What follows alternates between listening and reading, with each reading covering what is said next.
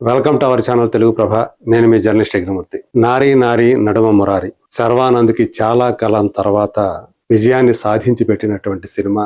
శతమానం భవతి తర్వాత మళ్ళీ సంక్రాంతి విజేతగా నిలిపినటువంటి సినిమా. సో ఇప్పుడు ఆ సినిమా థియేటర్ల నుంచి కేవలం 3 వారాలకే ఓటీటీ ప్లాట్ఫామ్ మీదకి వచ్చేసింది.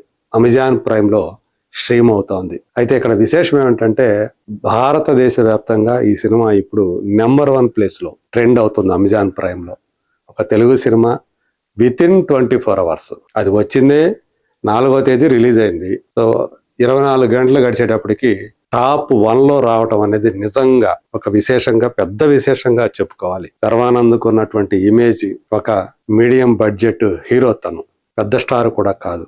అయినప్పటికీ కూడా ఈ సినిమాలో తను ఇద్దరు భామల మధ్య నలిగేటువంటి ఒక యువకుడుగా కనిపిస్తాడు.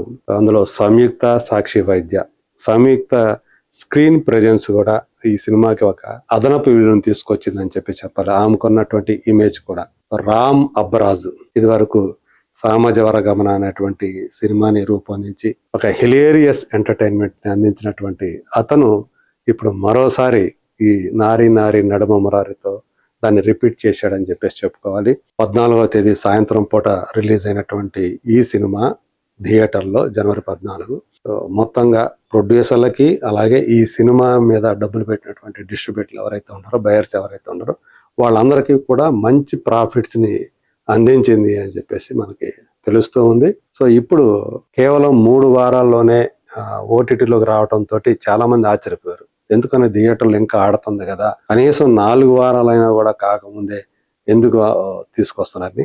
బట్ ముందే అనుకున్నటువంటి అగ్రిమెంట్ ఏదైతే ఉందో, చేసుకున్నటువంటి అగ్రిమెంట్, దాని ప్రకారమే ఈ సినిమా ఫిబ్రవరి 4వ తేదీ అమెజాన్ ప్రైమ్లోకి వచ్చింది.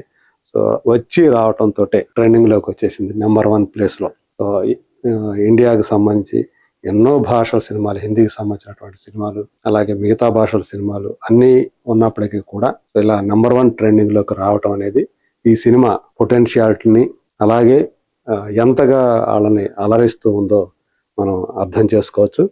సో ఆల్మోస్ట్ అన్ని భాషల్లో కూడా, 5 భాషల్లో కూడా ఇది అవైలబుల్ ఉంది. అందు గురించే ఈ సినిమా ఇక్కడ మనం చూడొచ్చు. తెలుగు, తమిళ, హిందీ, మలయాళం, కన్నడ 5 భాషల్లో కూడా ఇది అవైలబుల్ ఉంది, స్ట్రీమింగ్ అవుతా ఉంది. అందు గురించి నెంబర్ 1 ప్లేస్లో ట్రెండ్ అవుతా ఉంది. ఇది రాబోయే రోజుల్లో, అంటే ఇది కంటిన్యూ అవుతుంది, ఈ వారం అంతా కూడా టాప్లోనే ఉండే అవకాశాలు ఉన్నాయని చెప్పేసి ఎక్స్పెక్ట్ చేస్తూ ఉన్నారు. మొత్తానికి శర్వానంద్ ముందు ఇక్కడ ఇంట గెలిచాడు థియేటర్లో, ఇప్పుడు ఓటీటీకి వెళ్ళి రచ్చ కూడా గెలుస్తున్నాడు అని చెప్పేసి అభిమానులు హ్యాపీ ఫీల్ అవుతున్నారు. సో దీని తర్వాత ఇప్పుడు తన కెరీర్ కూడా ఈ సినిమా బాగా ఉపకరించింది అనేది మాత్రం నిజం. రాబోయే సినిమాలతో అతను మనల్ని ఏ విధంగా అలరిస్తాడో వేచి చూడాలి. అంతవరకు let us wait and see.